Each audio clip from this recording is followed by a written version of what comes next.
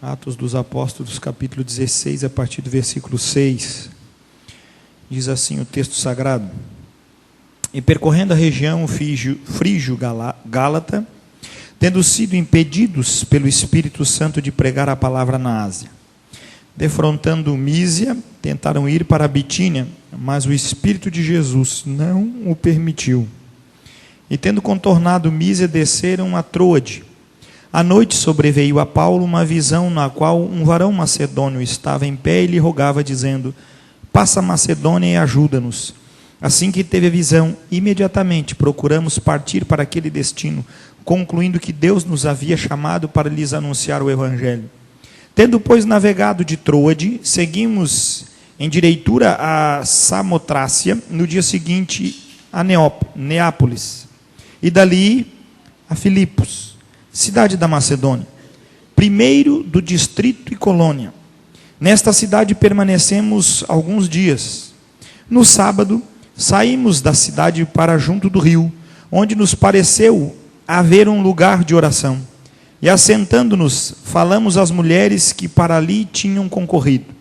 Certa mulher chamada Lídia, da cidade de Tiatira, vendedora de púrpura, temente a Deus, nos escutava. O Senhor lhe abriu o coração para atender às coisas que Paulo dizia.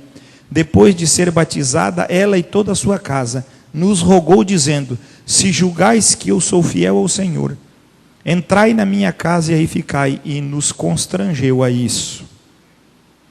A palavra do Senhor é bem clara e também bem distinta quando traz para nós esse entendimento do que é verdadeiramente o chamado, a direção de Deus.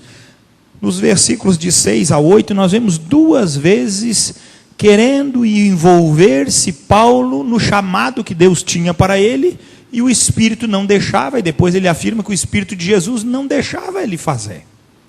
Até que ele, tendo uma visão na noite, apareceu um varão macedônio dizendo o quê? Passa a Macedônia e ajuda-nos. A primeira cidade da Macedônia que eles chegaram, qual foi? Filipos. Ou seja, nós temos a continuidade dessa carta, desses escritos, quando Paulo escreve uma carta para estes irmãos de Filipos, mais conhecido em nosso meio como carta de Paulo aos Filipenses. Mas Paulo, quando chegou lá, orientado pelo Espírito, debaixo da vontade de Deus, o que ele encontrou neste lugar?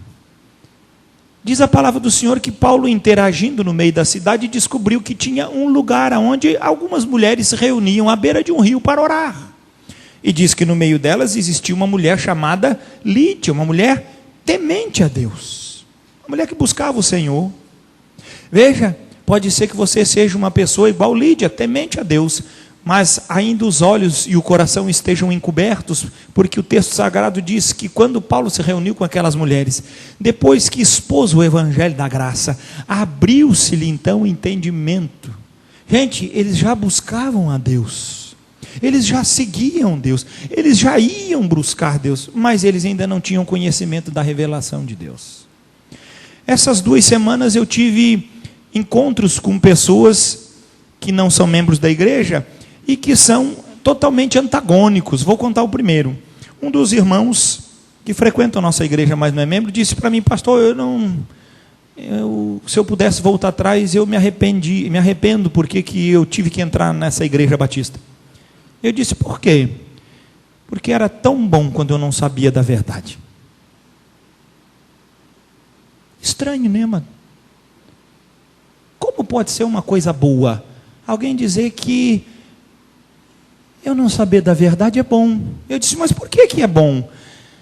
Porque quando eu não sabia da verdade, eu fazia os meus projetos e trazia diante de Deus, e lutava pelos meus projetos. Mas agora que eu conheço a verdade, eu preciso morrer para mim mesmo. Onde é que ficam os meus projetos? Onde é que fica a minha realização? Eu disse para ele: irmão, fica justamente em realizar os projetos e as realizações de Deus. Mas é tão difícil, pastor. Eu queria ficar como antes, quando eu não sabia. Porque lá é melhor. Porque quando se faz os nossos projetos e nós alcançamos, o nosso coração vibra, a gente fica feliz da vida. E eu disse para ele: mas foi Deus que deu esse projeto para você, querido? E ele disse: agora eu não sei mais nada. Eu disse: muito bem, se tu soubesse, eu teria grandes problemas. Como você não sabe, é você que tem os problemas. Então fique com os teus problemas, não traga para mim. Cada um fica com os seus. Novamente ele parou, pensou e disse: buscar a Deus, quando o nosso coração quer algo de Deus, é muito fácil. Mas buscar a Deus, quando temos que tirar nós da resposta de Deus, é muito difícil. E eu então cheguei para aquele irmão e disse: meu irmão, é muito difícil. Mas domingo eu vou pregar uma mensagem. Não domingo agora, domingo passado preguei. Eu disse para ele: mas domingo que vem eu vou pregar uma mensagem. E a mensagem diz que são poucos os que entram no reino dos céus. Porque o reino de Deus é para poucos, não é para muito não. Porque se é para fazer a nossa vontade, muitos virão até Deus. Mas se é para negar a nossa vontade, muitos não virão ao Senhor. Para chegar no reino de Deus, precisa se pagar um alto preço. Você acha que Paulo pagou um alto preço por seguir o Senhor? Você está olhando lá na época e parece tão distante de nós. Pastor, isso foi lá em Filipos. Pois é, querido. O que será que aconteceu? Diz o texto na continuação, diz que eles caminhando para irem ao lugar de oração, porque foram constrangidos por Lídia para ficar na cidade, na casa dela, tinha uma menina possessa de um espírito de adivinhação, e Paulo então repreende aquele espírito, e o que acontece? Cai o mundo dele. Meu filho, você quer realmente servir a Jesus? Olha o que te espera, versículo 19. Vendo os seus senhores que se lhes desfizera a esperança do lucro, agarrando em Paulo e Silas, os arrastaram para a praça à presença das autoridades. E levando-os aos pretores, disseram: estes homens, sendo judeus, perturbam a nossa cidade. Irmãos, estavam há 2 semanas na cidade, mas já tinham perturbado. Porque onde há trevas e as luzes, a luz aparece, o que acontece com as trevas? Elas se dissipam. Eles estão perturbando, porque está incomodando isso. Que diz mais o texto? 21. Propagando costumes que não podemos receber, nem praticar, porque somos romanos. Levantou-se a multidão unida contra eles, e os pretores, rasgando-lhes as vestes, mandaram açoitá-los com varas. E depois de lhes darem muitos açoites, os lançaram no cárcere, ordenando ao carcereiro que os guardasse com toda a segurança. Este, recebendo tal ordem, levou-os para o cárcere interior e lhes prendeu os pés no tronco. Por volta da meia-noite, Paulo e Silas, o que eles faziam? Reclamavam porque Deus tinha colocado. Irmãos, presta atenção. Quando Paulo e Silas já tinham verdadeiramente entendido que eles tinham morrido para as coisas deste mundo. Se você murmura pelas circunstâncias que te oprimem, é que você ainda não morreu com Cristo, querido. Você entende? Pastor, eu já ouvi tanto que eu preciso morrer com Cristo. Mas o que é morrer com Cristo? Meu filho, é você ter no coração as coisas do céu. É você andar como um cidadão do céu e não como um cidadão deste mundo. Como eu posso dizer que eu tenho as coisas de Deus se eu desejo as coisas do mundo? Como eu posso dizer que é Deus se manifestando na minha vida, se Ele manifestar para mim faz muito bem para o meu ego? Amado, isso não é de Deus. Um homem normal e natural, numa circunstância dessa, com o couro em chama, com as roupas rasgadas, colocado no lugar mais fundo do cárcere, prendido suas mãos e seus pés, o que ele faria? Estaria também em oração, provavelmente dizendo para o Senhor: que papelão o teu servo está passando agora. Que situação eu estou passando, Senhor? O Senhor não vai me socorrer? Qual era o coração? O que tinha lá dentro do coração de Paulo e Silas, irmãos? O que tinha lá dentro? O que eles faziam? Diz o texto sagrado.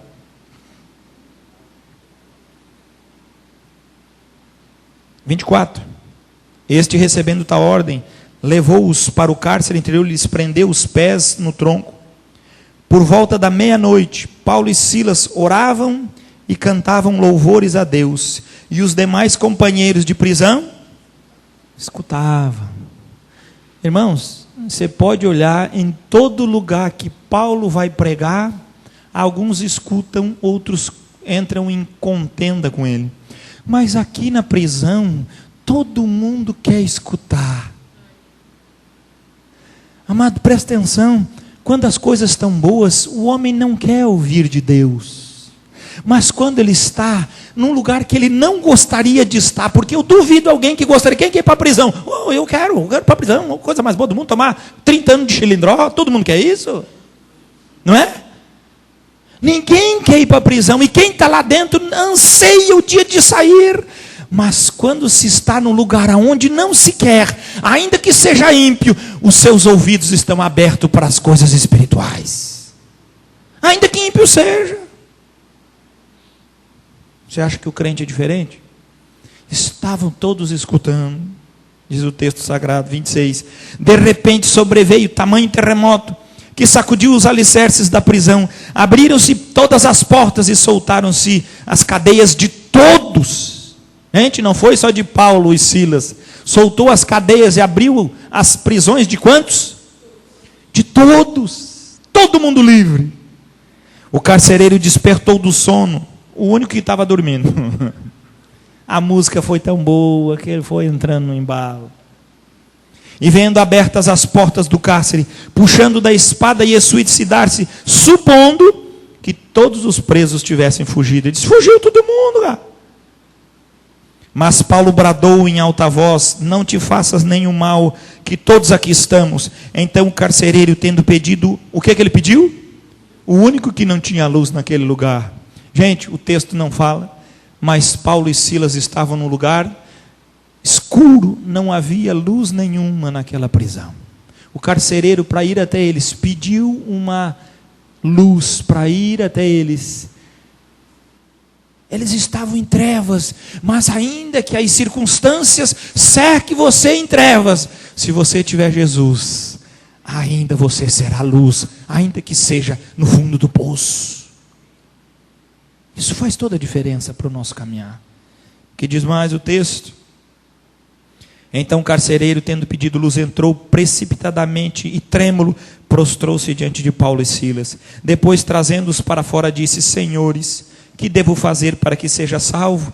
Responderam-lhe: crê no Senhor Jesus, e será salvo tu e a tua casa. E lhe pregaram a palavra de Deus, e a todos os de sua casa. Naquela mesma hora da noite, cuidando deles, atitude de alguém transformado, lavou-lhes os vergões dos açoites. A seguir, foi ele batizado e todos os seus. Então, levando-os para a sua própria casa, lhes pôs a mesa, e com todos os seus manifestava grande alegria por terem crido em Deus. Vamos supor que isso aqui demorou 1h30. Paulo gostava de pregar bastante, 2 horas. A hora que ele foi servir eles, irmãos, já era 3, 4 horas da manhã, porque meia-noite eles estavam cantando ainda. E qual era a sensação dele às 3, 4 da manhã? De grande alegria. Por quê? Porque haviam crido na verdade. Quando os desafios são gigantescos, o nosso coração precisa transpor a isso. Mas eu quero trazer para os irmãos, a maioria dos irmãos da nossa igreja conhece muito bem o ministério Portas Abertas. Enviam missionários ao mundo como nós, auxiliam presos, mas agora muito mais perto de nós, que nós podemos imaginar, tem acontecido coisas tão grandes e graves que está chegando no nosso país também. Se você não sabia, no Peru e na Colômbia, há uma grande manifestação de envio de drogas. e os cartéis de drogas compram os grandes generais. E estes generais, então, liberam estas drogas para que ele tenha um livre acesso na fronteira do Peru, do Brasil, da Colômbia. E no meio dessa turma toda, eu vou apresentar para vocês um homem temente ao Senhor. Um cristão autêntico. Um verdadeiro servo de Deus. Seu nome é Davi de Vinatea. Ele era tenente-coronel. E quando veio as propostas para que ele se corrompesse e liberasse o seu pelotão para que pudessem transitar com drogas livremente, ele não aceitou, porque um cristão não se sujeita a essas coisas. Você sabe o que aconteceu com ele? O seu superior imediato o condenou à prisão por tráfico de drogas. Porque quando não se sujeita às coisas do mundo, tem que pagar um alto preço para isso. Irmãos, não estamos falando de perseguição aos muçulmanos, não estamos falando de perseguição ao evangelho, estamos falando de uma vida de quem quer ser luz, aqui pertinho de nós, e que a corrupção tomou conta daqueles países, mas o nosso país não está muito longe disso, ou está. E quando você levantar a voz e dizer que você não concorda, vão haver um monte de coisas em roda de você, trazendo você para baixo, e condenando você, ainda que você seja a luz aonde você está. Sabia disso, meu filho? Essas cadeias que nós estamos passando no DVD não está tão longe de nós. Se nós não levantarmos verdadeiramente como igreja, para anunciarmos o evangelho verdadeiro, nós estaremos condenando a essa sociedade que engula a verdade. E aí vamos ter que dar o testemunho da luz, embora as nossas vidas às vezes não brilhem como deveriam. O ano era 1998, mês de setembro, e nosso irmão Davi, ou David, estava preso. Havia um ano sobre a falsa acusação de participar do tráfico de drogas. Na época da acusação, ele exercia sua patente de coronel do exército. Eu falei tenente-coronel, né? Coronel do exército peruano. E tinha uma forte reputação de incorruptibilidade. Seu lema, que fazia visível com uma placa pendurada na porta de sua sala, era: Deus manda nesta base. Que testemunho, hein? Na época da acusação, possivelmente essa reputação o tinha deixado vulnerável, pois não participava dos esquemas. O fato é que ele estava encarcerado e precisava de alento. Enquanto examinávamos o ambiente, sentíamos o que devia ser o dia a dia de nosso irmão. Higiene? Nenhuma. Sossego? Zero. Alimentação? Péssima. Companhia? A pior possível. Tudo isso 24 horas por dia. Você quer ser fiel a Jesus, querido?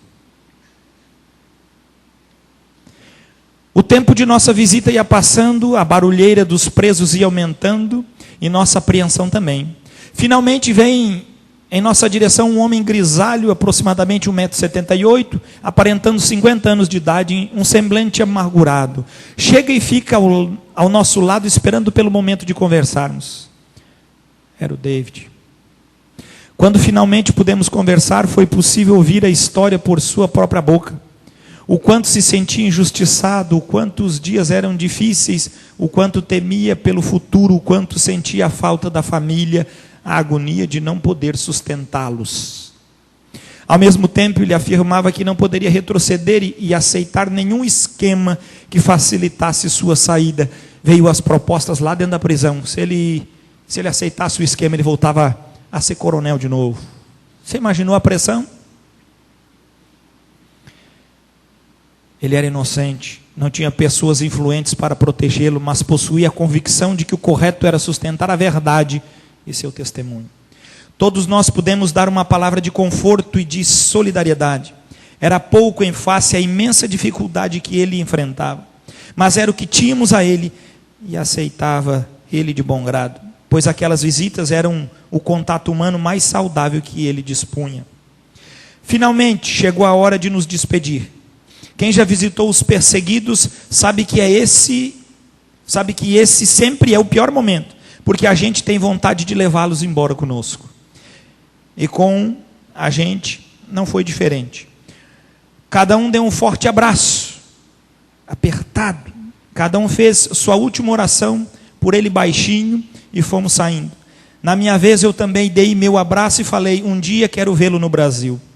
Graças a Deus, em 2003, David foi solto e em 2005 ele veio ao Brasil para, através de seu testemunho, edificar um pouco mais a consciência que todos devem ter sobre o real significado de servir a Cristo. O Senhor nunca nos prometeu conforto, mas sempre prometeu estar conosco até o fim dos tempos. David de Vinatea é um exemplo vivo da verdade que há nas palavras do Senhor Jesus Cristo. Como ele, muitos outros irmãos continuam contando conosco para sermos instrumentos de Deus na concretização dessa verdade.